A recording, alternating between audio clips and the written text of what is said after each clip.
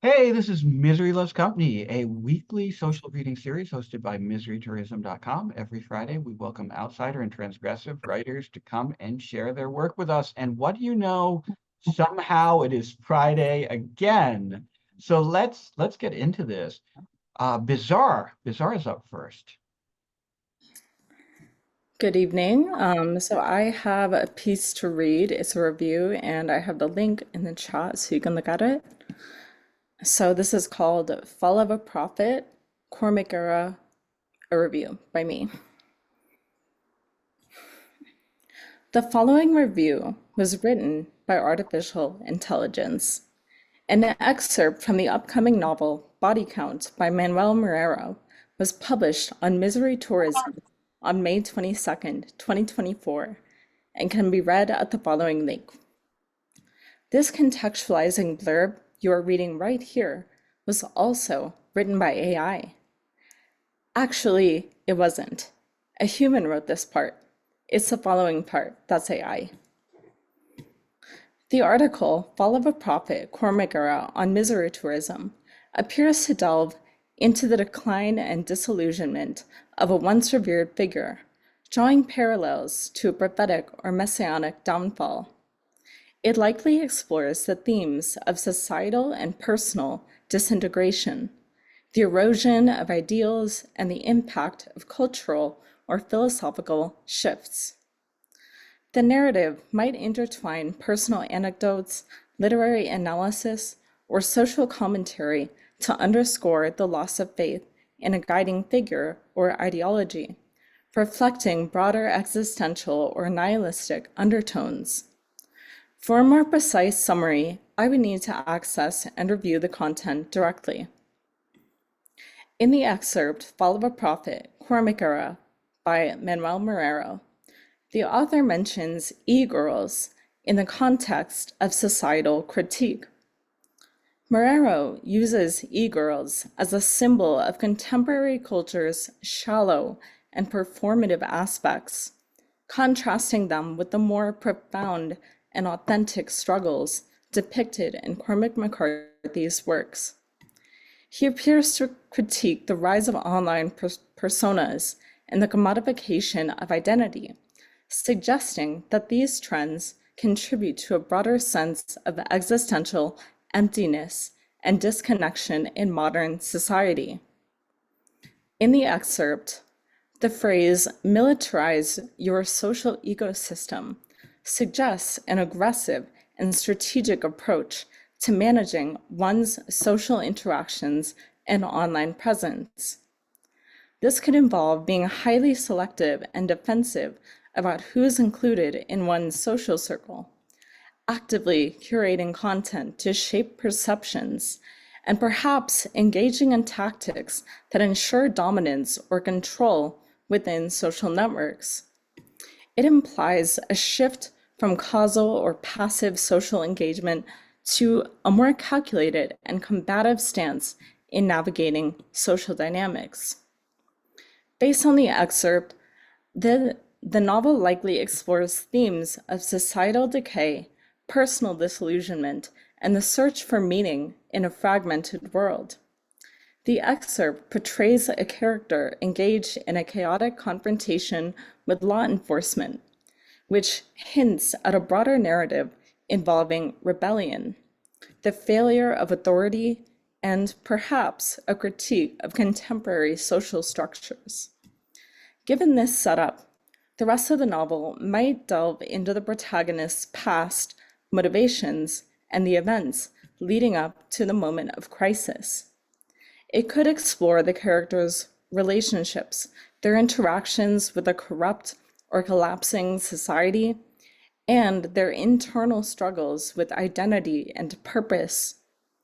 The novel might also depict a journey, either literal or metaphorical, as the protagonist seeks redemption, understanding, or revenge.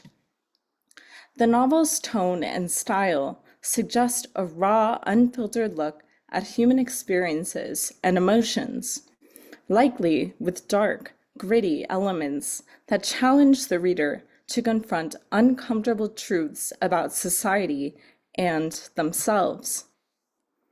I reference the third citation to provide context on the overall tone and themes presented on the Missouri Tourism website, where the excerpt is hosted. Missouri Tourism often features content that is raw, dark, and unflinchingly examines human suffering and societal issues. This background helps predict the novel's likely exploration of similar themes, such as societal decay and personal disillusionment, as seen in other works and articles featured on the site. This context enriches the understanding of the novel's probable direction and thematic depth. And that's it. Thank you. I I'm just gonna let ChatGPT host Misery Tourism from now on. No, this is really fascinating um because it's not that far off. This is a fair, I mean, obviously, like, since we published this piece, I've read the original piece, and I've read some of Manuel's other writings, and there are some broad generalizations here, right? But the underlying critique here, the underlying analysis of the work is pretty spot on, and it's actually kind of spooky and uncanny, how accurate this is, right? I especially like the e-girls section because that really is a that really is like a running motif in that piece, right? Like those kind of like sexual dynamics. And it really is, I think, it used to explore what they say, which is like the kind of shallowness and superficiality of the social circle in which Manuel's let's say character, his narrator, is occupying, right? Like, I haven't seen all of Body Count, but from the excerpt I saw, it's pretty clearly a pretty savage critique of the New York, like, underground literary scene, like the Dime Square literary scene. And yeah, like, aside from a few things like the law enforcement, excuse me, the law, ugh, I'm tongue-tied. The law enforcement thing here, I think, is not reflective of the actual piece. I don't think there's much. I think that that's taking stuff that's like metaphorical or abstract and making it like part of the like plot or the text. But otherwise, this is surprisingly on point. And I don't know, like, Bizarre, were you surprised by how accurate this was as a like analysis of the piece? Yeah, I was actually really surprised because I read the piece and then I was like, what would a computer think of this? And then I asked it, and then I was like, holy shit, that's actually like spot on with a few Right? words. Yeah. Yeah, and the thing about the e-girls, I had to ask that specifically to like analyze that part just because like Right. I'm personally interested in that. So, No, it's super fascinating. And I think there's um a lot of people like to dunk on AI for how often it hallucinates, or the like its tendency to bullshit, right? Its tendency to kind of fabricate internally coherent paragraphs, internally coherent text that isn't actually a very accurate answer to the like query posted. But that's not true here. Like, this is surprisingly, as you said, spot on. So that's all. This is cool. We'll have to. I'd be really interested to see more work like this in the future. Anyway, thank you, Bizarre. And Cletus. Cletus is up next. Hello, everyone. Hey, Cletus, your book just came out, huh? Yes, it did. It came out today. Thank you, Jeff. Um, Everyone should go buy it. If you buy it, I'll love you forever. And I'm not even kidding. I will literally love you forever, like metaphysically speaking. So thank you very much to everyone who's already pre-ordered it. But yeah, it's out today. Um, I'm gonna read some poems today. I'm gonna read 4 poems. 3 of the poems I wrote before going into treatment. And then the last poem I wrote while in treatment this week. So here is the first poem. This is The Funeral of Everything, and this is after Bob Flanagan. Tonight smells quite different. Complex, stabby sorta thug and steel dumpster night. Memphis skyscrapers like AR-15s spear through concrete slime like painful dildos. On Beale Street, a man with one arm sings about fucking some woman with 3 legs. Shit-colored glasses annihilate my twink trash drunk-ass senses beyond oblivion. Each light beam slices me. No one trusts priests anymore, which is proof our increased freedoms work. Still, I confess, I'm afraid what this city would do alone with a child. So long, everything. Your eulogy is where I am tonight, where I find myself broke and pinioned against balconies of tentacle porn and beer. I want to die as someone else. This is how.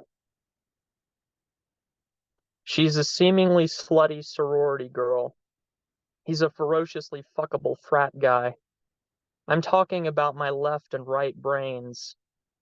The baby they make becomes an artist because therapy is too expensive, because America can be a dumpster fire, because so many people kill so many people over and over and over again, because Adam and Eve were shitheads, because God said, let there be light, because the universe likes privacy so it can jerk off to our suffering in bellies of supernova byproducts. I've been reading Nietzsche quotes online. I promise I'm happy when I'm with you. This is inspired by those rare moments when I want to dip a shotgun barrel in caramel like a Granny Smith apple. This is called suicide. This is after Bob Flanagan. It's my poisonous monk, the end of every poem I write, a whip-wielding dominatrix with knives and nooses. I notice her then through fog, sometimes on my penis, after what I think are herpes sores bursting or maybe bed bugs. Jesus shouts, I'll burn forever. Buddha says she's dead snakes hanging down my shoulders. This 3-inch erection called life. Let me find peace and pain. And this one I wrote while in treatment. This is called Hell's Gate. The bombs you watered have turned into roses. What's the other side of doom? Forgiveness, realization. My favorite band is 9 Inch Nails because pain is presented without answers. At the mental hospital, the second skill they taught me was how to listen. I sat there and received an invisible orb. I crave mercy from Jesus because demon brain says fuck no, crave being dead. My dad took the gun out of my house. One small black question mark. Today I saw a mockingbird trapped in barbed wire above some auto dealership. It was wriggling free. Its wings were red hands. That's it for me. Thanks a lot, you guys. Holy shit, man. That was incredibly fucking bleak. Like those were 3 enormously bleak poems, and yet like really gorgeously beautiful in their imagery, like in their content, right? Like, and there's so many like incredible lines here. Rudy pointed out one of my favorites in the chat, like what this like the fear of what this city would do alone with a child, right? Like after being juxtaposed with the priest thing, the idea that like sure, maybe there's some comfort in the escape from these old forms of morality that were hypocritical after all and corrupt after all, but like reality itself, like doesn't offer much real solace in return, right? Like the thing that replaces that is still profoundly bleak and profoundly ugly and profoundly dangerous. And the um the shotgun barrel dipped in caramel like a candy apple, man, holy shit. Like that really like gets at the weird kind of like comfort of suicide, like the very particular kind of like sickly sweet comfort provided by suicidal ideation. And there are just so the bird image from the latter one, like there are just so many absolutely fucking gorgeous pitch fucking black images throughout these poems. And I hope you're doing okay, man. I like the beauty of the poetry aside, I hope that you as a human being are doing all right. Yeah, thanks a lot. Thanks so much for y'all's kind words. Yeah, I'm doing okay. It's pretty interesting. Like I actually this is an actual like I'm using this as an exposure because the poems are about where I am or where I was and now kind of Right. where I am.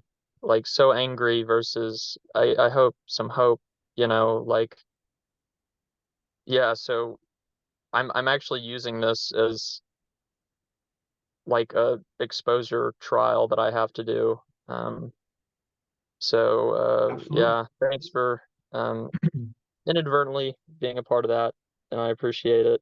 And y'all are awesome. Thank y'all. Yeah, absolutely. Thank you, Cletus. And once again, they're really beautiful fucking poems. And it's a testament, I think, to your ability as an author that you can produce work that beautiful while you're in a lot of pain. Because I know like when I'm in a like profoundly dark place, that valve just shuts the fuck off. Like if I'm going to write something about like my depression or my agony or like the like existential despair or whatever, like it doesn't come in the absolute darkest point. It's usually some reflection that comes in retrospect. But like your ability to be going through some dark shit and to capture it like so gorgeously in these poems is super, super fucking admirable, man. And yeah, thank you so much. Thanks a lot. Thanks a lot. Thank you so much, William. Buy my book if you want. Yeah, Buy everyone. everyone buy Cletus's book. I read it, I blurbed it. It's fucking fantastic. Uh, Thanks a lot. anyway, thank you, man. And Eric's up next. Oh, hey, can you hear me? Loud and clear. Let me get this video going. Okay. Yeah. Just in case anyone's wondering why I've got such a Swedish name and a Scottish voice, it's because I am a Scottish Swede. My father was Swedish, but my mother, the motherland is Scotland. But I am bilingual. I'm blessed with two countries. I'm not quite sure which one's better than the other. I think both are as shit as each other, to be honest with you. What I'm going to do tonight, can you hear me? Can everyone hear me okay? Yeah? Cool. Okay. Cheers. What we're going to do tonight is I'm going to do like, last time I did some excerpts from a novel, but I didn't really enjoy that so much. So I'm going to do two short stories tonight. One is like a new one and one is like an old one.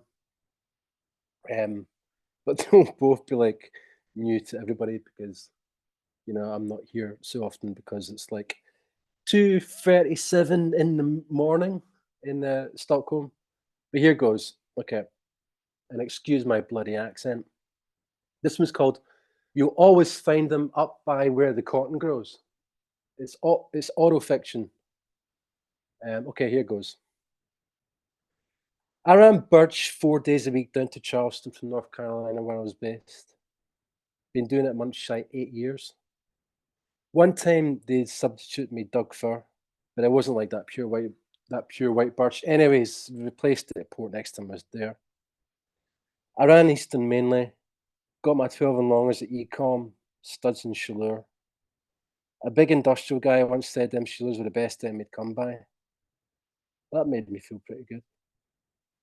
People were always beating up prices no matter what, even when they're still buying.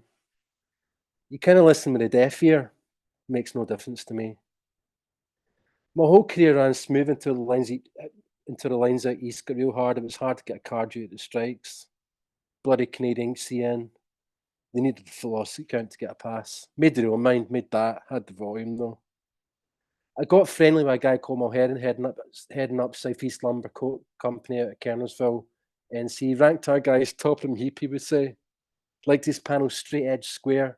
That was his dig. He'd be like, yes, sir, my friend. Well, I was kind of cornered when you came by yesterday. We rank our guys top heap, I'd say. He'd pick up at Newport News mainly, but sometimes he'd just deliver trailer straight to him. That was you lucky. He liked us, but said my dig was just like that Breyers ice cream. That made me feel real good. I'm laughing now, but I remember him one time saying to me, like, he was like, Don, I just love your delivery, guy. I just love listening to some good old South Georgian redneck. We had a mutual called Grief around Barks Lumber up Dalhonnego, Georgia up in the Holland Lumpkin County line. Grief had a forest up in Buckeye that he grew, but mainly dealt with warehouses like Hawkeyes in Alabama that did next day. Grief said his broker was as good a broker he'd ever dealt with. Still, he didn't deal with them all that much.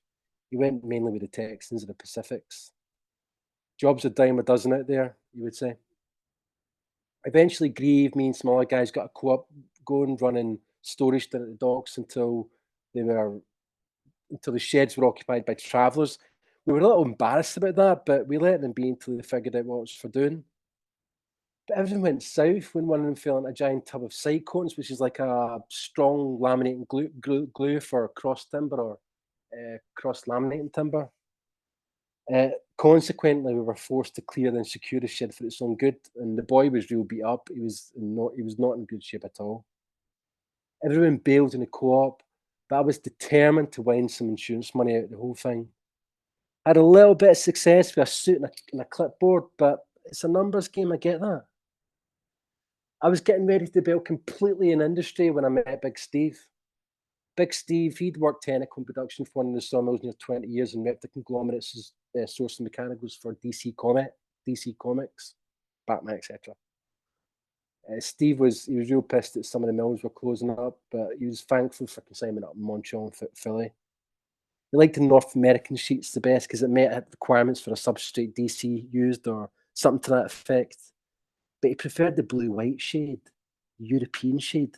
That was the best shade. Said clients were a wee bit nervous about working with someone across the pond and asked if I would travel to the Finland room to help secure a large load. Figured nothing lose. So had a couple of thousand from insurance and I arrived there with zero expectations. But this is the thing about Finland, guys. You can forage cloudberries up there. Seriously, fields and fields and fields of cloudberries. Finnish people call it the gold of the north. They make jam and whatnot from it, or you can like put it in ice cream and eat ice cream. Cloudberries grow in wetlands. They need loads of water, a little bit of sun. Cloudberries are essentially peat-dwelling plants. Anyway, on my last day up there, I didn't have 2 fucking dimes to rub together. So I decided to go hiking, foraging. Someone said to me, the trick is to look out for where the cotton grows. You'll always find them up by where the cotton grows, they said. That made me feel real good. The next story is for Rudy, and it's called The Wolverine Town. Bit of background with this story. The Wolverine Town was a place in the suburbs of Stockholm where I used to live. I still live in the suburbs of Stockholm, but this place was called Järvastaden, which basically means the Wolverine town. Järva means Wolverine. Okay, here goes. Eaglebacken's Forest is a centre of all mirth and activity in Wolverine Town. Perhaps the only activity, because there's nothing else much to do there, contrary to how the place advertises itself. Here's its advertising reclam or advertisement. Next to Eaglebacken's Nature Reserve and only 10 minutes from the city, we are building the Wolverine Town. A vibrant district that gets the character of its own small town and a dream home for families with children and everyone else who wants to live peacefully with nature at the front of your door, and a city just round the corner. Here, we're building a home of all sizes, but above all, we're building a future. It's sort of been pitched like the failed American dream, that mighty insulated suburb with all the amenities and social hubbub which normally stalks family-orientated places. But pets were barely tolerated. So of course, the fucking sign of the fucking first sight of dog crap on the ground was like shitting on the municipality flag. People did hope to support local businesses, but they didn't think twice about flicking fagged outs and litter upon its Tesla line streets. Real pity that. Anyway, there was a guy that lived there. His name is Kalle. Kalle's like Carl or Charles, but Kalle is the Swedish word for it. Anyway, there was this guy that lived there called Kalle. He was sort of nice. Had moved there from Finland. He worked at local telecoms company, etc. Summers were split between a couple of dwellings in the archipelago with his better half when he wasn't perched at his office window grinding the days out on big day errands. Kalle owned the finest stud in the neighbourhood by the name of Tito, a great and gracious Rhodesian ridgeback. One spring, he planned to put Tito to work, sire some little brutes, and he talked about it all the time in walks, whilst Tito shat with a revolving cast of neighbours as sort of like semi-willing audiences. Ooh, he likes the females, does Tito. He likes them a lot, he was heard to say usually. I'm going to put my boy to work, sire some little brutes. And there was this great build-up to the event itself, and Kalle, he was always speculating about who he might punt his share of the pups to, but it was never really clear when or where that might be happening. Not that anyone thought to ask him. Anyway, then one day, a picture of a dog, a pair of dogs went viral on the community social media site because Tito had gotten lost in Eagle Beckons forest with its cock stuck in a bitch. Half the town, from the local supermarket chief to the forest pine clearers, took it upon themselves to find the pair, at the very least, to relieve Tito's poor dog buddy. No one had anything to go on apart from a hazy picture with the canines intimately entwined at a local hound parking. A bloody terrible image. Anyway, after the dogs were found and everything went back to dull Tom normal, Kalle could still be seen out walking Tito, only this time he wouldn't stop to chat so much, and he never, ever seemed excited.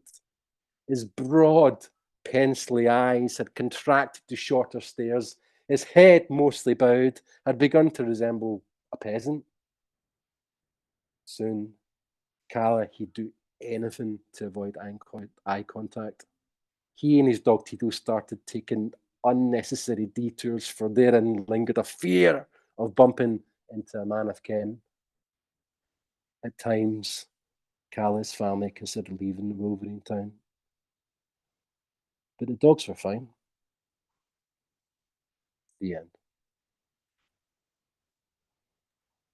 Eric, I really love your writing. And one of the things I love the most about your writing, and it was like apparent in both of these pieces, is you have like this anthropological knack for detail. Like I love in the lumber camp one, like you get really into like the nitty-gritty details of how this camp operates. And also like into the like dialect, the way people talk to each other. Both of these pieces have a real ear for exactly the way human beings like interact, like the weird, flawed, antagonistic, like quirky way that people talk to each other. And like you have a real fantastic knack for that. And the I believe the first we published the second one a couple of years ago, and I actually found it on the website and put it up here.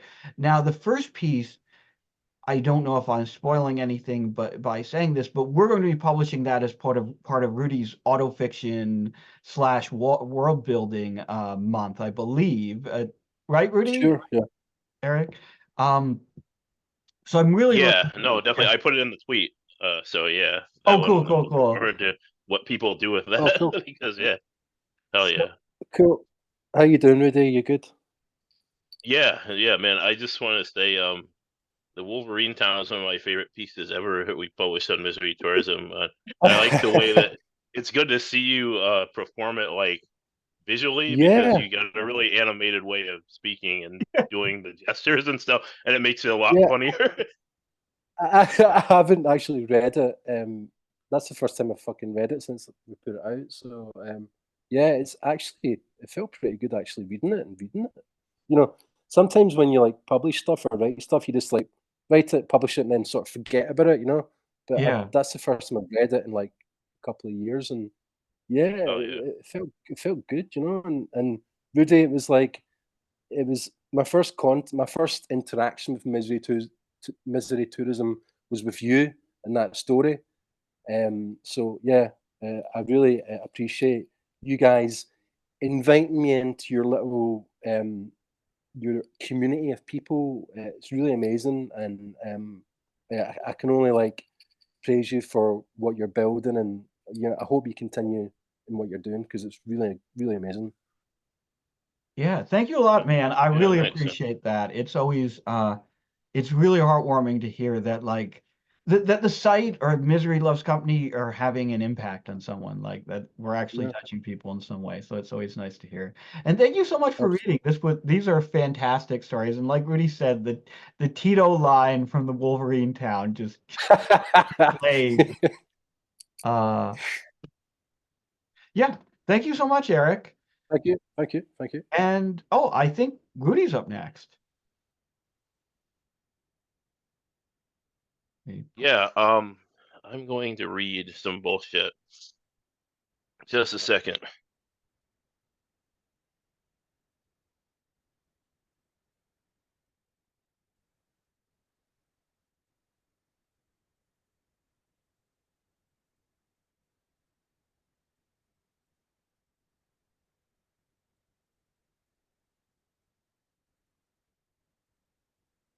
All right. Sorry about that. Had to take a drink here. But yeah, so this is called uh you linked it already. Okay. Yeah, this is called He is an Ebony Black Gentleman with Elliptical Red Lips Who is Fading into Pop Culture's You. A long title for a piece that's well, you'll see. Just a second here. Let me get it up on my screen here.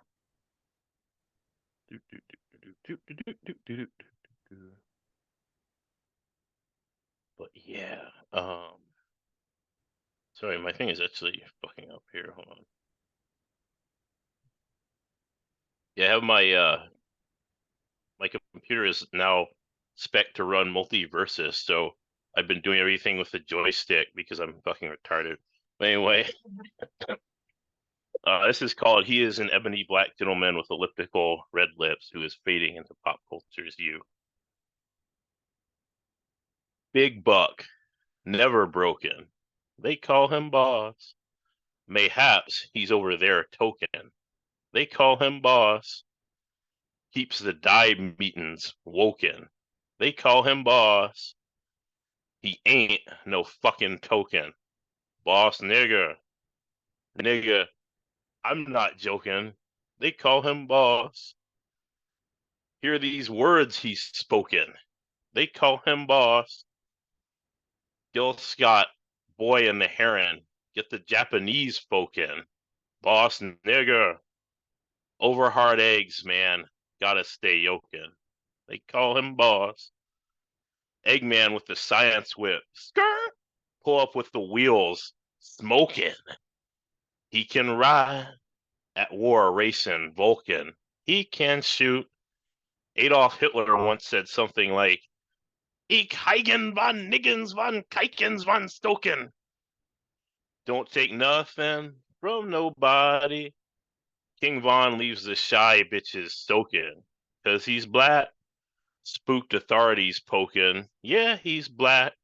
Chirac is out of control. Darkies killing Broken. Boss nigga. Mayor better take control of the plane. Hulk Hogan. And he's bad. Mayor Ray Nagin got every doggone Greyhound bus Loken. They call him Bus. That's locomotin' like the locomotion. Little Eva, 1962, #1 chart topper. Chugga chugga, smoke floating. They call him Boss. Faggot, I'm just making up words now, butchering language because I'm choking. Black man in a white man's town. The head scientist in Independence Day was called Dr. Oken. They call him Boss.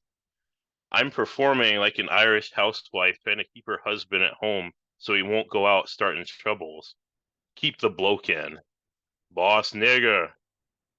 I fucking hate writing and reading autofiction.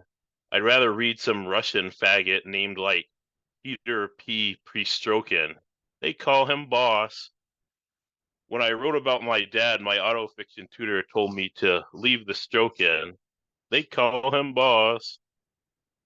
That's not true, and neither is the Russian shit. I like Tolkien. Boss nigger.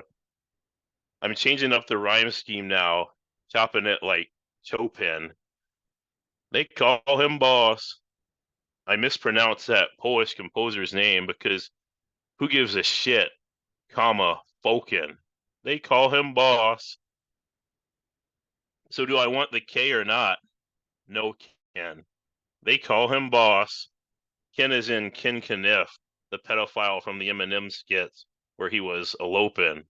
They call him Boss. Back and forth on the K. Now I'm just moping. Boss nigger.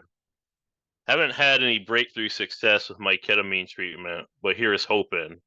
They call him Boss. Mental health tower just keeps niggas doping. They rode into a white man's town. Pusha man stays scoping, bringing black man's law. Me, yeah, me, I'm out. Noping. He's black. Fade into you. Strange, you never knew. Fade into you. I think it's strange you never knew.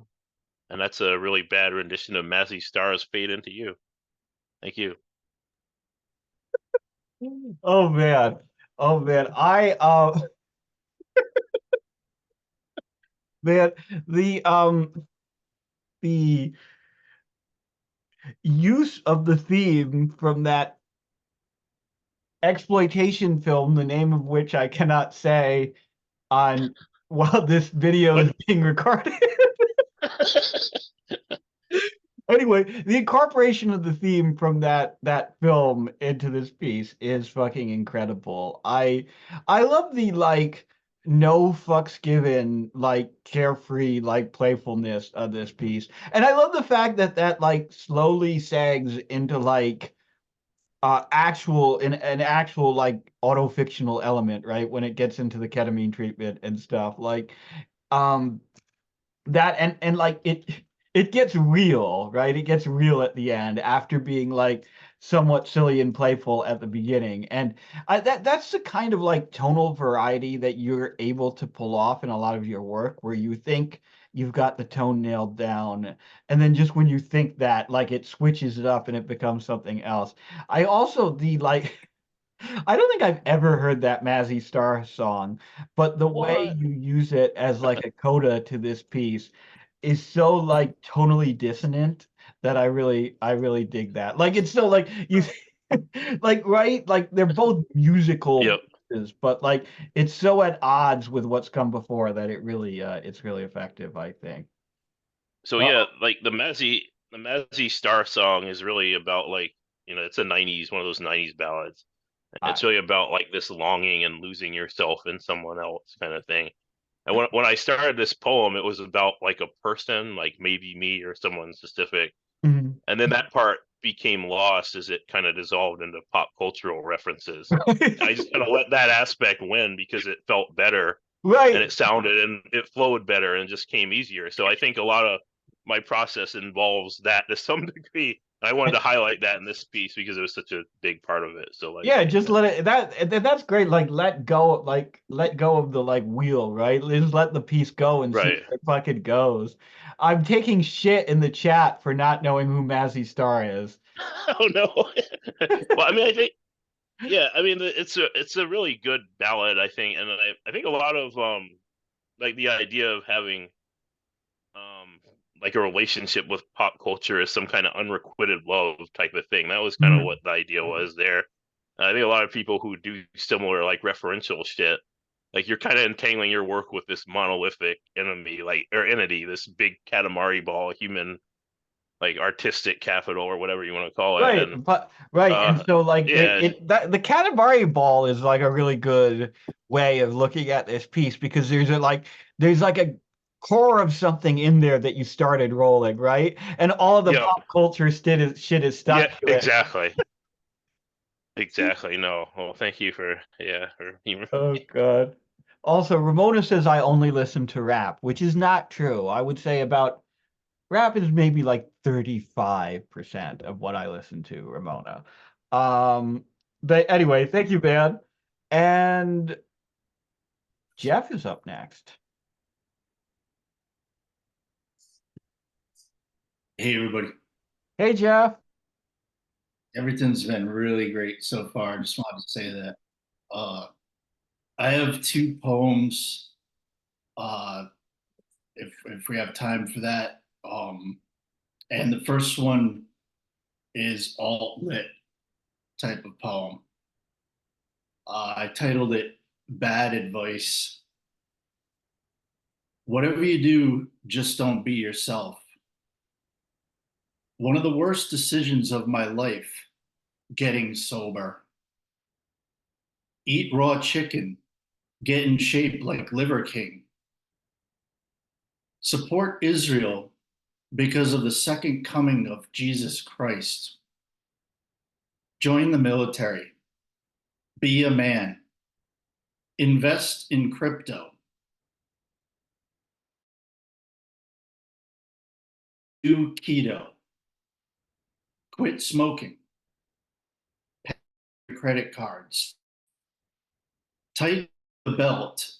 Don't take a winter vacation. Go be an orthodontist in London. Go be a zoologist in Manhattan, like Robert Sapolsky, checking out Camille Paglia's canines and plump buttocks, ripe for darting. Don't live a real life and do anything creative. Stay safe.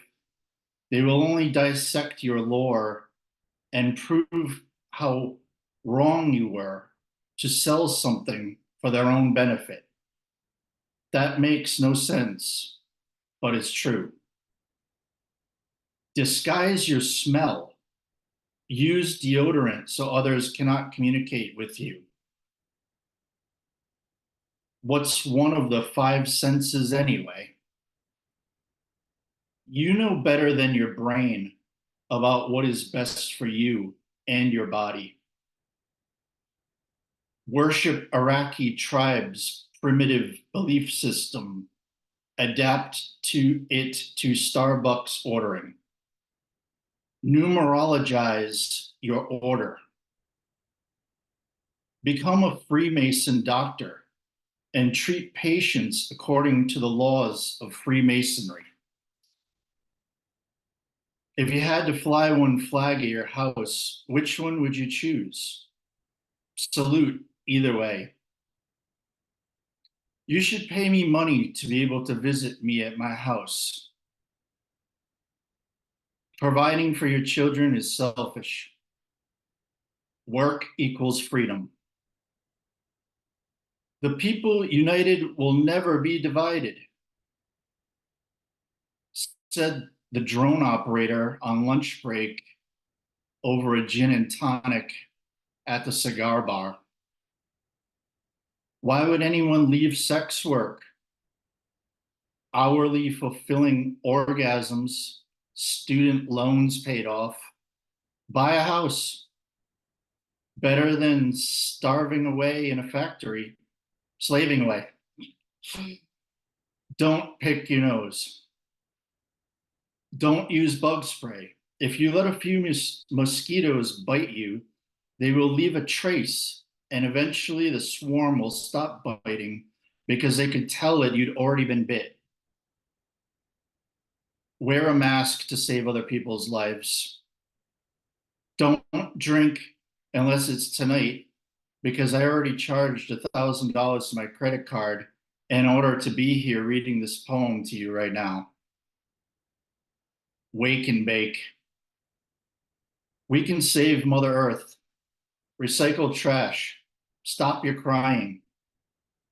It is impolite to talk about religion. Quit being such a snowflake. Get a job. Healthcare is a privilege, not a right. Firearm ownership is a human right. Trust me, I'm a doctor. Don't you touch me. I know my rights. Say, give me your badge number, officer. Take a writing workshop. If you want to be a famous author, submit your manuscript to Simon and Schuster. You can make it if you really try. Death is painless. Friends care. Don't go to college. Love exists.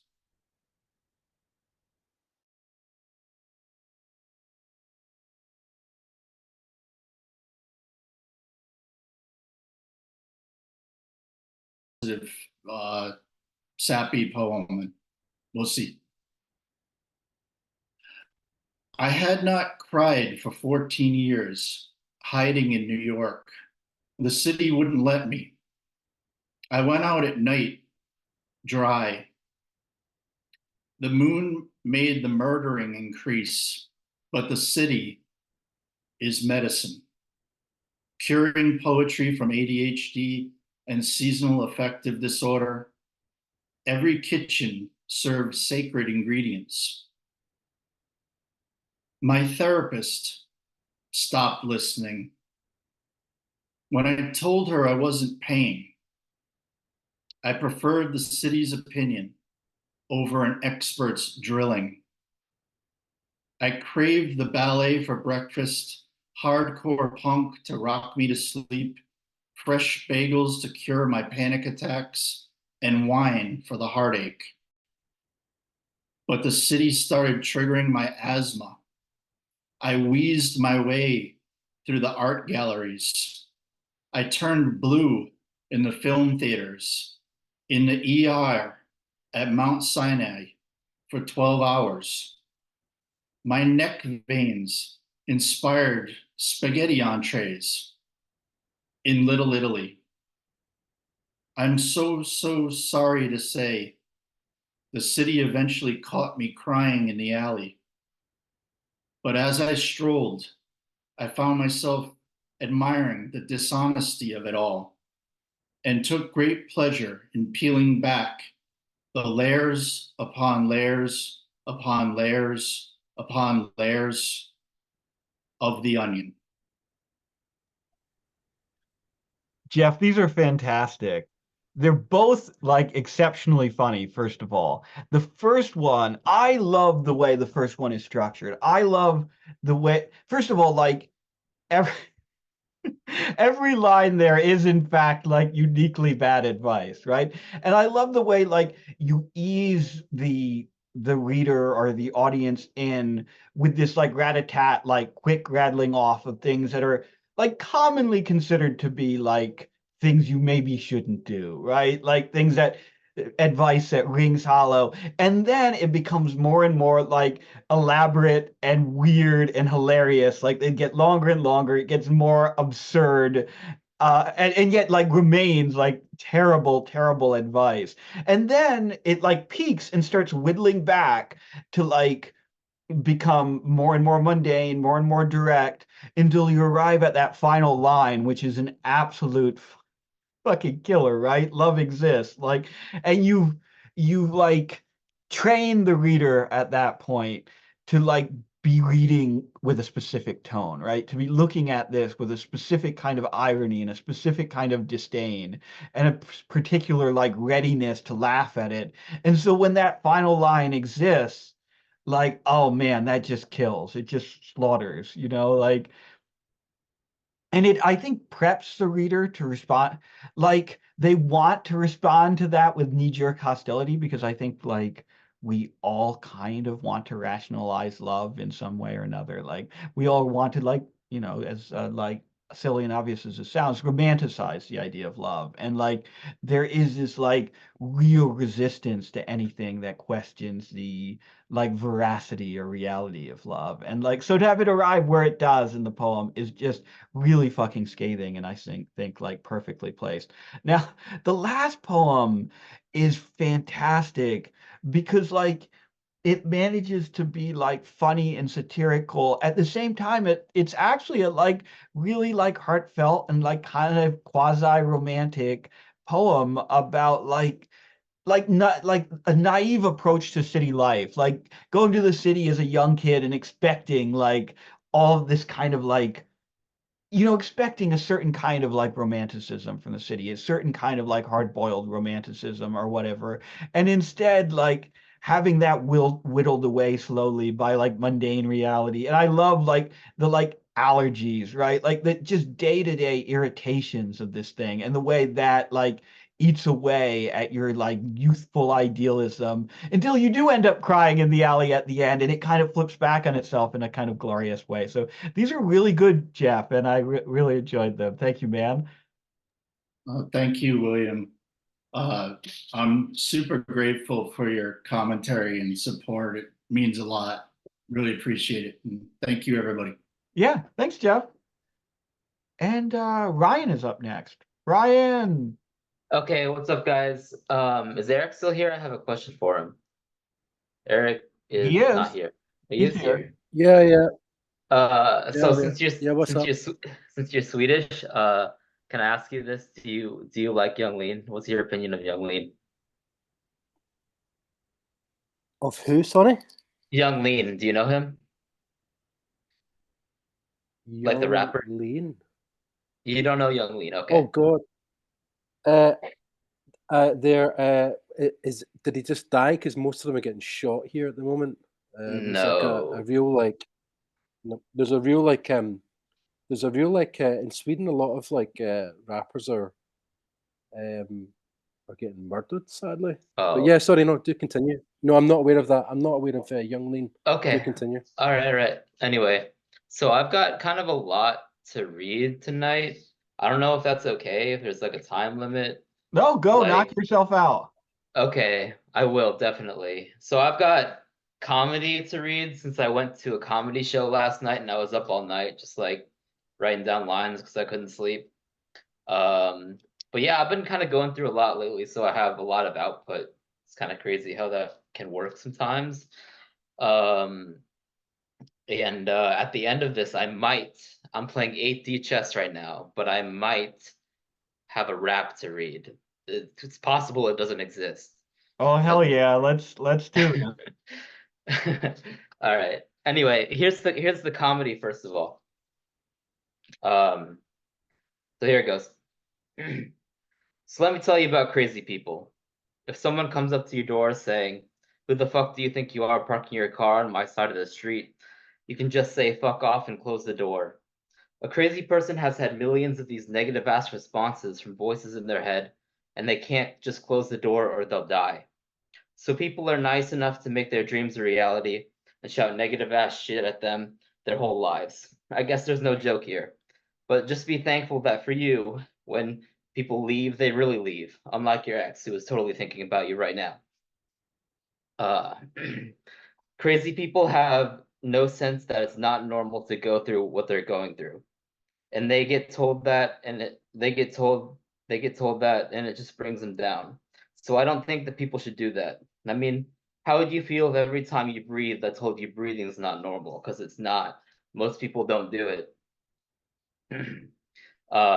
Only the craziest motherfuckers are out here breathing for real, like shit in and out all the time, bro. That's crazy.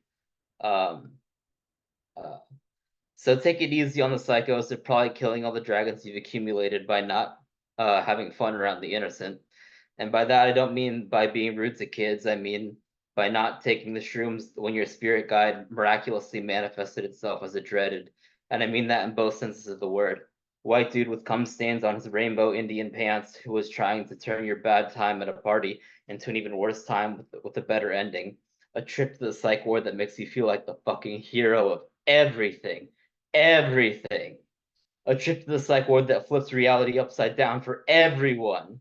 People out in Madagascar be huddled around a fire at sunset, smoking their mango leaves or whatever the fuck they have in Madagascar, looking around at each other, nodding. Yeah, Ryan's finally done it, and this time it's working. Just normal shit you think about when you lose your virginity, but this time it's even more advanced. It's like you lost your virginity 2.0. But people don't look forward to losing their virginity 2.0, and neither did your high school girlfriend, by the way, but that guy who sat next to you in biology class with long hair was worth it. They want you to think being crazy means you have a low tolerance for things and you just can't handle reality, when actually crazy people have a high tolerance for things you wouldn't expect. For example, when the ice cream on the sidewalk starts telling them to kill it with their tongue, 9 times out of 10 they avoid it. And we can all agree that 9 times out of 10 is pretty good. It's the odds that keep this country running. Maybe other countries have different odds, like maybe Brazil has, they're running on 2 out of 3 out of 10 that keeps them skating by. Japan is probably a 10 out of 10 country, although I've never been there. Just like I've never been to your mom's house. Just kidding. She makes the best milkshakes. But I feel like a lot of America is running on 9 out of 10 energy. Like 9 days out of 10, it won't be the apocalypse, and suddenly at sunset you feel like the only person on earth that people really hate, and you keep doing things to make yourself feel better, but none of it really works. And you know why? Because it's the apocalypse. And 9 days out of 10, you remember to take your meds. No, but really, maybe just 9 out of 10 lives, I don't need meds, but this one I chose to be extra psychedelic. So the universe does have a way of balancing that. It's very good at balancing, we can all agree. And praise her for it, obviously praise the universe. I don't know, it's going for a little bit of a long time now, guys. I don't know. And she's steady. And even though there's all those people out there having evil thoughts, the stars don't fall off their axes. Me, on the other hand, I'm a ragdoll. You could say something slightly that could be taken slightly as mean, and I'm open to corner for the rest of the day, or say something just with a hint of sugar, and I'm mentally eating out of your hand. Yeah, crazy people have a high tolerance for going what they go through and surviving. Like, they survive more than the average person. They're maxed out on surviving. Every second of every day, all of us are surviving. That puts us on equal footing, I guess. Forget the ad lib on that one. We're all surviving. It's tough for everyone. We are one. We are all one. Be really nice to each other. Be really nice, and we're all going through this shit together. I love you. Be well. All right, that's the comedy. I mean, it's just a fucking rant.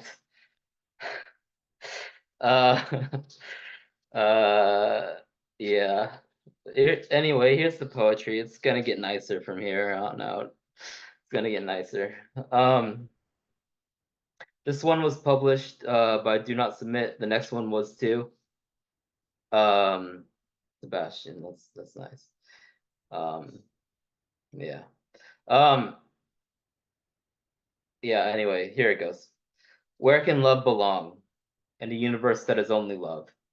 I saw your stars powering off from my desk as you kissed a delivery boy with intentional random. The Eiffel Tower fell over today and I was the only one who noticed.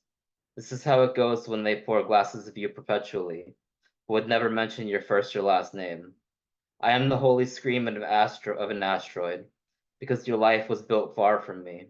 But sometimes the same prehistoric centipede wriggles from my fingers to yours, and our response is what belongs to God. From this night where there are only places to lie down. This one, like I said, this one was published on Do Not Submit as well. Just let me ooze personality that will fix everything, haha. while listening to Ultraviolence by Lana Del Rey, the album, not just the song. All the waves in the ocean are in a flower vase that is standing in the doctor's office, and there's a tug in the things of this world that lulls me into a false sense of humanity. Will you lean your head on my shoulder, because your perfection is full of alternatives? I will remember your face when I am a child. Only twins know what it's like to not be born alone. Thank you for being born alone with me, and to the color of objects that are all just reminders of how permanent love is to me. All right. It tells about things more secure, while listening to Ghosteen by Nick Cave and the Bad Seeds. There is a wheel that only turns in music, and you speak to me from the things that are hidden in your cup. When I read your poetry earlier, the best lines were crossed out, but now they are projected on the bursting homeostasis in your face. And I am wondering what my therapist thinks of when he sees a romantic kiss in a movie, while you are rotating light into your gut, like clay that will hold an afternoon at the fair, and the ashes in the sky that made it beautiful. And when the darkness comes, it is just one of your fingertips, touching my forehead for a moment, that will gather water regardless of time.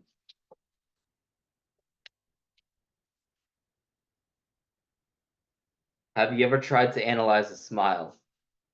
When I look at your face, I feel like a giant squid who has seen the light. When I return to my room, I write with the blood of dictators, and heave because the edge of my soul is with the localized throats of my drinking friends, singing hymns from the choir loft. But there is grass growing on the bed of time, and you are just part of it. As you go star hunting in the deep end of the computer, and I am left wondering with the fish's silence, what does my heart want to establish for all my future lives? And the only answer I have ever found is you.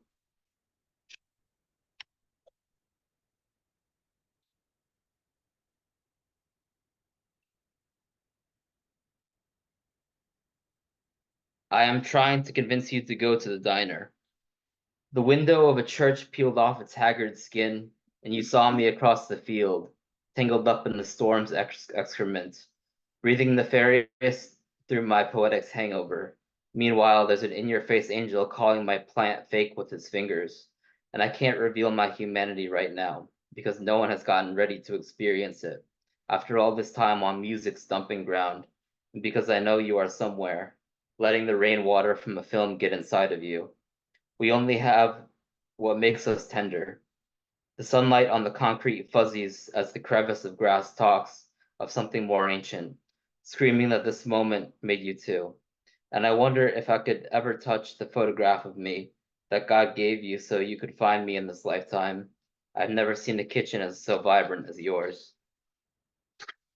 This one, I was like, after I wrote this, I was like, thank God, I finally wrote a shitty poem. Like I've been having like this shit has been too good, and finally like this one was like brought me down to reality where I'm like I can be a teenage girl again, you know? Like uh anyway, here it is. A flower can escape a computer prison more easily than a person can. There are afternoons that peel away, like the wrapper of a pink starburst, but it could be yellow. And I feel too shitty right now to say hello to the blonde girl from the Bright Eyes song, but I do anyway, to give the youth a chance to gush. When you speak to me, please don't drag me through the street. We are right here in this house for a reason, and I want to share these moments I froze in the icebox with you. Yeah. This one is called, I included this poem in Paradox Healer. That's the name of my manuscript I'm working with. After printing out a version to give to Sam Beam of Iron and Wine. So this poem, Sam Beam will not read until he buys the book. The evening train is carrying a shyly resident houseplant, and the conductor speaks in the meshy shadow of smoke.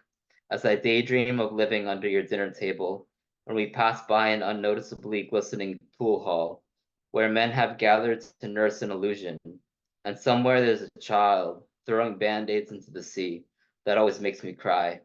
As hot girls make their statement about the planet before disappearing into the pavement to tell all of their secrets to a fake phone. And this This might be a wrap. All right. This might I don't know. I don't know how this is gonna go. It's called One of His Things. Sullen as a blueberry's dream, I walk up to you on the dead movie screen.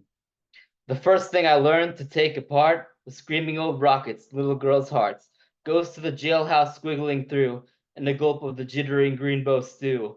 All I've done in the time that took place in between is learn how to live while they cut up the scenes. Little scoop of the ordinary, that's all you need. You go all the way through it until you bleed. Don't worry about the sky, it's just blurry. It doesn't mean that you have to hurry. Their pockets are all full of smiling slime. If you want to make it to where I am, I just made you mine. My funeral will be more populated than Vatican City because you'll be there and you're so pretty. Will you peel this cookie off of my forehead? I come from the ocean where there's always more bread. I once taught a fish how to catch men. He said, thanks, I'll never do that again. The sun looks great at this time of night. You make me glad I was blessed with sight. I just told your God they want an honorable mention. They said, have anything you want in this dimension. Sometimes I think you belong in a dream, and then you say something pretty fucking mean. Break it down, break it down. I want to eat clams while your family watches us. Don't go and catch the bus. What if a tree was full of pus? Hand-me-down sayings are full like monsters. If you were here, I wouldn't be alone at Red Lobster. Did you just ask me to do something with words? I don't think these are too many curds. That seagull looked exactly like a movie. When you look at me and take a sip of your smoothie, the Dragon King is sad in his wings, 'cause you don't look like one of his things. Mount Rushmore is hurtling through empty space. When I close my eyes, I see your face. Yeah, paper dropped. Everyone, That's all. everyone, get your lighters up. Sorry, was that it, or I did I Yeah, interrupt you? that's everything. Okay. That's all. Ryan, you fucking killed Ryan. As usual, your poetry is absolutely beautiful. It's gorgeous. It's got like a really wonderful ethereal quality that's rooted in like this deeply mystical imagery at the same time as it deals with like real harsh bittersweet human emotion. So I love your poetry, but I want to talk about the monologue, the comedy monologue that opened it, because man, you fucking killed with that. I love it. It does what I think a lot of great comedy does, which is like it forces the audience to through like discomfort into laughter, right? Like you're forcing people to look at some like at aspects of mental illness, right? Aspects of mental health that like people generally get like really squirmy about, especially if they don't have, issues with like mental health issues of their own, right? If they've never struggled with mental illness, people are often very cute and evasive and like aphoristic, like just kind of shallow in the way that they deal with mental health stuff. And that monologue had this like incredible, like, no, look at this thing, like look at it, quality to it that I think was really fucking effective. I love the part where like you're talking about like the trip to the psych ward that makes you feel like a hero, right? Like the contradiction there, right? Like on the one hand, like this is like one of the most like disempowering things that a human being can experience, right? Like being forcefully committed. And yet, like the way that experience makes you feel powerful, makes you feel like you've arrived on like an entirely different like spiritual plane of existence, right? Like dissociating so fucking hard that you feel like God. And like and it's great. It's great. And you like ruthlessly drill into those contradictions in I think a very like effective way in that monologue. And man, the rap like that killed, man. That killed. I love the fact that you like switched your style up multiple times throughout. Like you started off singing and then you were rapping and then you like did the little breakdown thing at the end. That was a lot more intricate and a lot more fun than I was expecting. So thank you, That man. rap was really fucking awesome, Ryan. Uh, The melodic part in the beginning, like where you sing about the blueberries and then go into the rap, gave me those big Mike Shinoda feels. Like I just wanted to just scream like, "Oh, you're like the sound of your voice echoing in my memory." Or something. You know, like just it feels like one of those Linkin Park like parts where he breaks it down and he's like, doing shit like that. It was cool. It was awesome, man. And the comedy routine really fucking got me the fuck. Oh man, there was a line. What was it? I think Wolf probably already mentioned it. I didn't hear all of it, but yeah, I don't know. It was just really good. The hero of the psych ward Oh, thing was is it really the fucking only funny. the craziest motherfuckers are out here breathing line? Oh yeah, the I forgot breathing to thing. mention That's what I that, was. but yeah, That was fucking amazing. Fuck yeah. thanks guys. It really means a lot. I mean, thanks again, William, for having this. You too, Rudy. It's beautiful, like, to be able to get a message across, across the internet or whatever the hell this thing is right now. It's cool. Like, I don't know. Thank you. yeah, thank you, Ryan. It's always great to have you, man. And Tyler Dempsey is up next, just in case there are 6 or 7 Tylers here. It's probable there are. Uh, I'm gonna read 3 of my toilet poems. I'm gonna try to get the link. Yeah, so this first one was published in Maudlin House earlier this week, and then the last 2 I just wrote yesterday and this morning, so not published. Probably bad. Here's the first one. It's called America Presents You Dreams, and the dreams literally eat you. I'm starting a game show called Tyler Dempsey Has a Game Show. I play Tyler. I get an agent. The agent says get some money. Get some money, then we'll talk about the game show. Get some money, I say, and hop a plane to California. California is where the money is. I'm on the plane. The plane experiences turbulence and its wing rips off. Then we all scream. Mostly I don't want to die is what we scream. I just want money is something only I scream. I cheated on my wife, a few other people scream. We're going down, down, down, down. The oxygen masks fall, but no one uses them. They didn't tell us that in the safety briefing. You won't use them. Because your body releases endorphins knowing you're about to die, and it's like the cabins full of 8-year-olds on happy gas at the dentist. People are laughing, mumbling, and crying. It's fucked up. The ground, which is usually little, gets bigger in the window. The window is almost nothing but ground. Oh shit, oh shit, oh shit, oh shit, oh boom! The ground comes through the plane. Carry-on bags, laptops, and people's heads, which were attached to their bodies, are flying through the air, may have shifted during flight. The plane's metal groans like my dog when I wake him up. I hold my head to make sure it's attached and groan like my dog when I wake him up. I crawl from the wreckage. There's a field, cotton, far as the eye can see. I start eating non-survivors. Survivors' guilt makes me sad, which makes me hungrier, so I eat more. I think food pyramid and pop a non-survivor's eye on a cotton ball and swallow. Some cotton is on fire from the impact, so I throw on luggage and it's a bonfire. I dance with bones I've licked clean, arranged in a headdress. A farmer on a tractor asks, am I okay?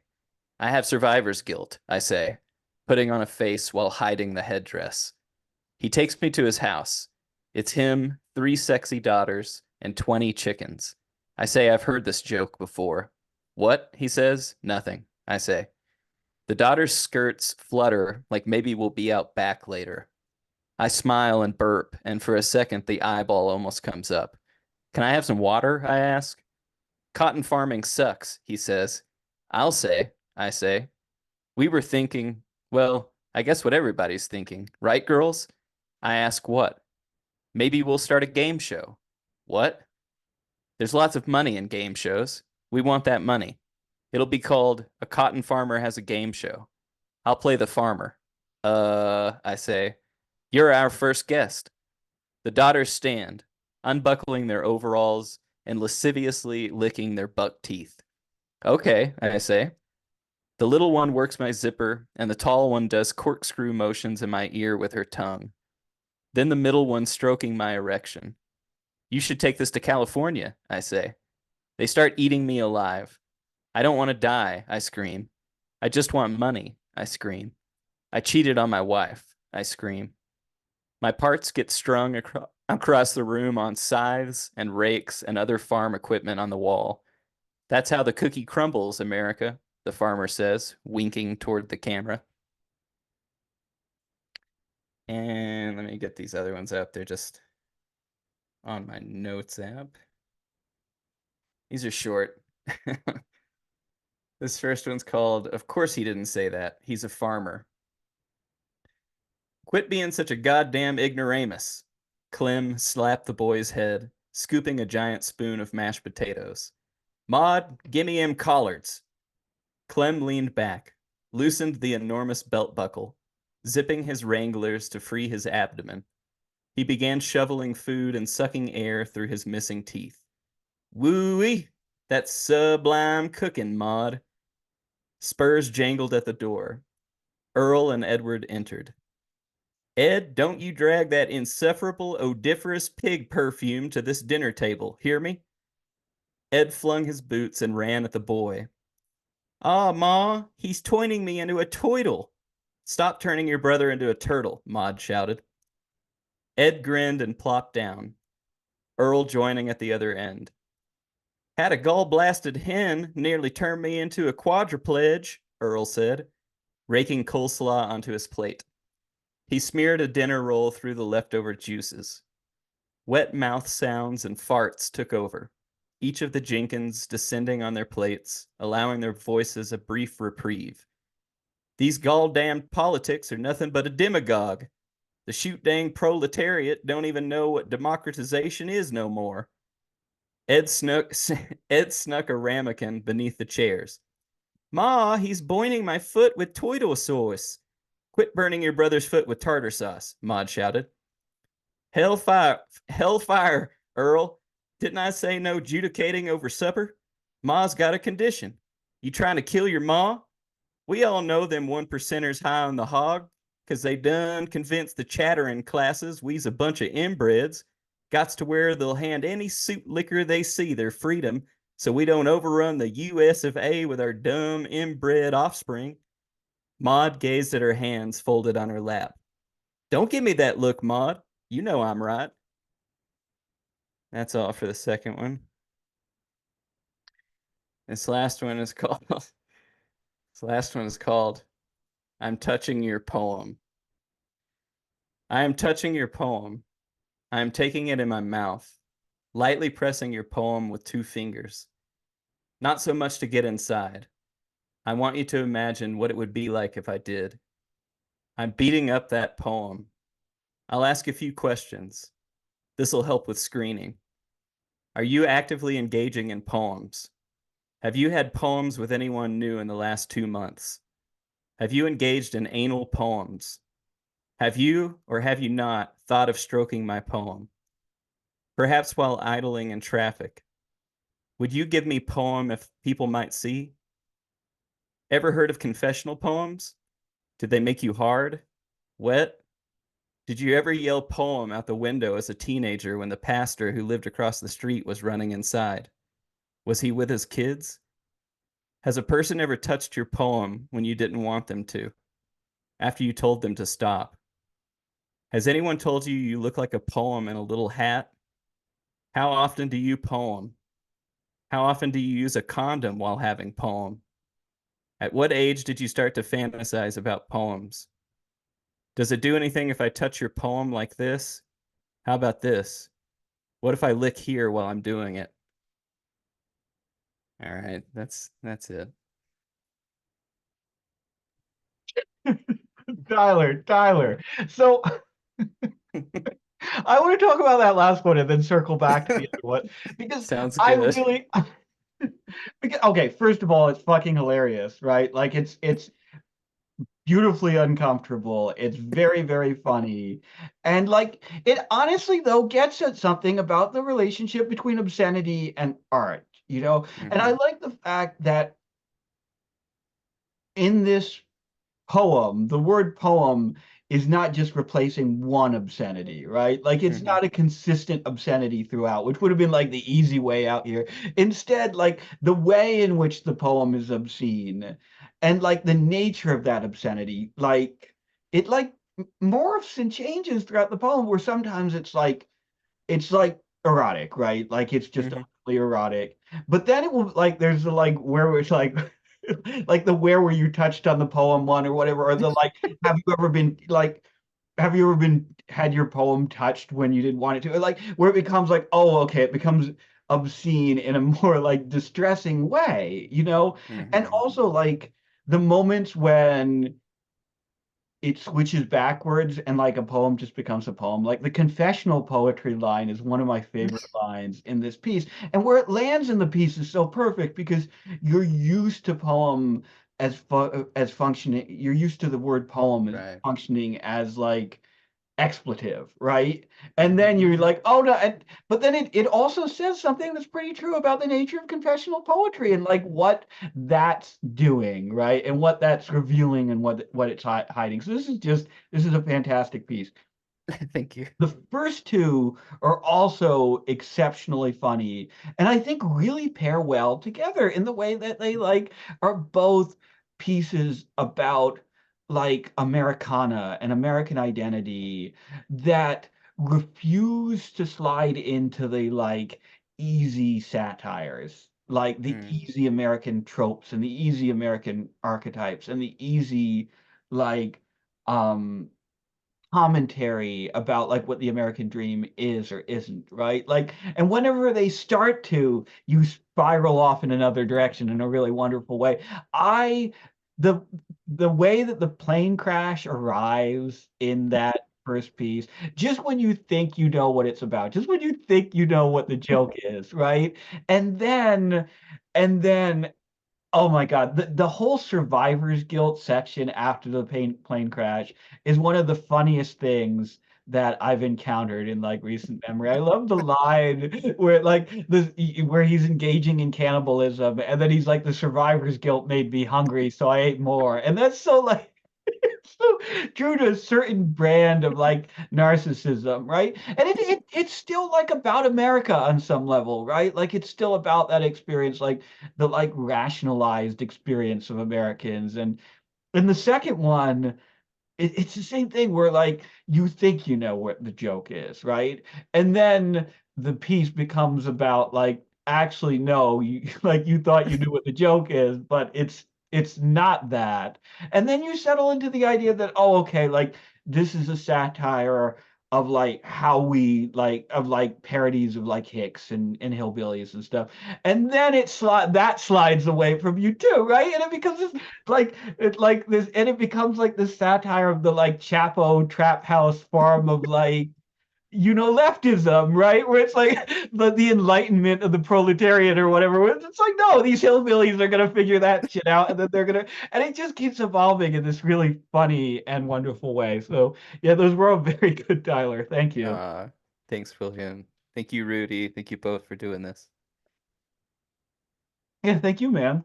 And Jan is up next, or rather, Jan is going to be warging into somebody. Who did Jan pick to warg into? Oh, it's happening. It's in the chat. He's warging. Uh-oh, uh-oh, uh-oh. Do we know? Did he pick? Uh-oh. Did he pick someone? He says warging. I am warging. Uh-oh. Nobody.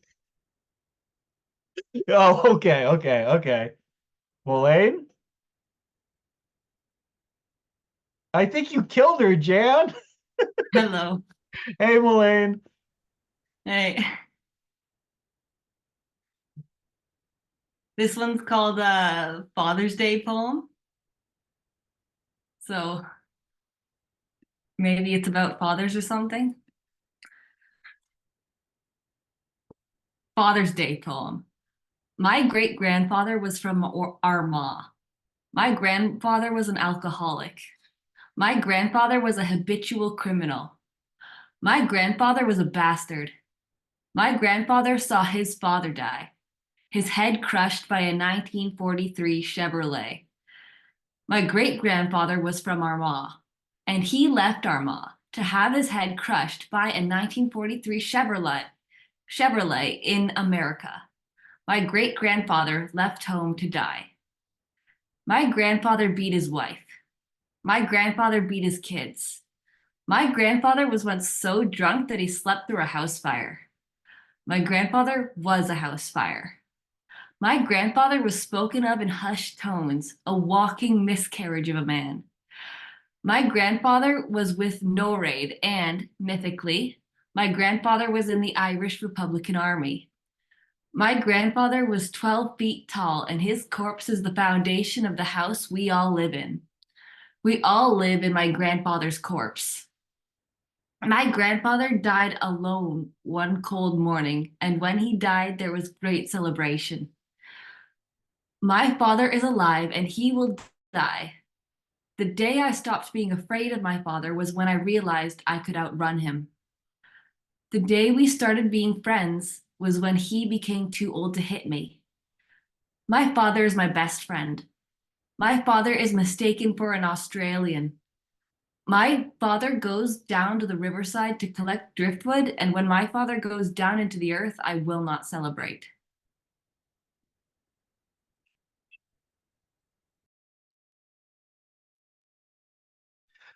First of all, Mullane, thank you very much for offering your services as a host for Jan.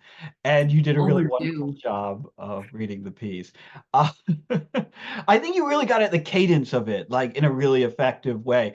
Now, Jan, I love this poem. I love this poem because, like, you're taking what I assume to be like your personal family history and you're turning it into something that I think feels a lot larger than that. Like it feels like the folklore that we all have about our families, right? We already all have this set of inherited anecdotes about Rudy says truly tall tales, and I think that's really appropriate. But we all have this like set of inherited anecdotes about our family that we like use as this Rosetta Stone to figure out something about ourselves. You know, like we look at our family, we look at our past, and we use that to form these like grand narratives that are supposed to inform our own lives and inform our own identities. And I think that like you really get at that in this piece. I love the fucking we all live in my grandfather's corpse line. Like that sense of like always occupying this part of the familiar past. I also love the like line of like you becoming your father's friend when you became like too old for him to beat you up. It's because it does get at something, right? It does get at the way that these relationships are often fundamentally messy and like how they do evolve over time. But no, like the whole thing, it's just a really, I think, wonderful take on like the mythic family and the like highly personal. It's a really good fucking poem, man. Thank you for sharing it and thank you for reading it, Mullane. And and closing out the night tonight is Dylan. Dylan, is this your first time reading? I don't remember. It seems to be. It Oh seems to boy. be, yes. It seems to be. Um, so alas, here I am presenting something finally for your scrutiny. In this case, a nightcap. Um, it doesn't make me shy. Um, maybe next time I will present something longer. But what I'm about to read is actually an excerpt from my personal journal. which, while I am very self-critical, I found to be quite nice upon reflection, and a second and even a third read. So I would describe it as hardly a piece, because it captures my true sentiments and experiences. But I do hope that you can use this musing that I've written to see the world for just a moment through my eyes. And under the pressure of realizing I would have to read this, because this was a last minute decision, I did give it a title, and the title is Der Walzer geht weiter, which means the waltz goes on. Absence of love. What does it mean for me? I'm struggling to find a reason to move along. For sure, I don't wish to die. I really don't. And I have always detested the dramatics who say, I wish to die. What a grave and terrible thing to say. And yet, I find myself thinking it often. I don't wish to die in some conventional sense. I don't wish to die by my own hand. When I say I wish to die, I mean I wish to cease. I wish this life to cease and another to begin. Really, I see any future death as a kind of hopeful thing, an apotheosis. A young man wounded in heart and spirit by the world, but of a beautiful complexion, who dies to the world and lives again in love. I remember sitting on the train and just looking back at the skyline of New York, this great Babylon of the modern world. I was so excited to see the back of it. The sun, fading from the sky, glimmered brilliantly off the sheet glass and metal, the carnage of this land. And I stared down at the phone in my hand with the brown-eyed girl frantically messaging me. It felt so intimate. She felt closer to me then, in many respects, than how she felt when we were together. She said, I'm so excited, and showered me with hearts, white ones, the ones I started sending her, which she then adopted as custodian of my heart. I see now why they let courts decide who gets custody. I longed, I long again and again, and still on and on, ever and ever. The waltz goes on and on, ever and ever, eternally back and forth. Now gazing upon the splendor of this rough provincial city on the periphery of Europe, the edge of our civilization. But it really felt like the center of it all, the center of my life, the stage for the climax of this chapter of the picaresque of my life. Not an edge, no corner of the cloth, but right there in the middle, where crumbs and drops of soup often tarnish its fairness. Arm in arm, hand in hand, mouth to mouth, there was nothing else to do but remain in that embrace. Nothing else in the world to trouble me, like the decapitated king once said. But I didn't get my incorruptible crown, the chief jewel of which would have been some nameless gem that captured the golden radiance of her eyes or the pearlescent shine of her skin. So soft, so bright, so beautiful. She lives in me. She still lives in me. This wasn't all a dream, and it still isn't. And I can scarcely call something so wonderful and so perfect a nightmare. And that's it. Dylan, it's fascinating to me that this is a excerpt from your journal because it has such a 19th century quality to it, right? Like because I've been told I have a 19th century quality to myself. I would believe that. I would believe that because but it recalls like the writing of like 19th century authors, right? And in its journalistic style too, right? That tendency, I'm thinking of like pieces by like Dostoevsky or something that are about like when you're describing the city even there's that sense of like the like 19th century romantic hero who's kind of like disillusioned and lost in the city, there's a real like vibe to that. And even in like stylistically, right? Like not purely thematically, but in the style of your writing, in the cadence of the writing, in the words, like word choice itself, it has a real 19th century aura to it. I like what you say about suicide here because Mhm. there's a lot I think a lot of writing about suicide can be kind of murky about the reasons why people think about suicide, why the reasons why people engage in suicidal ideation. And I think there can be Mhm. this like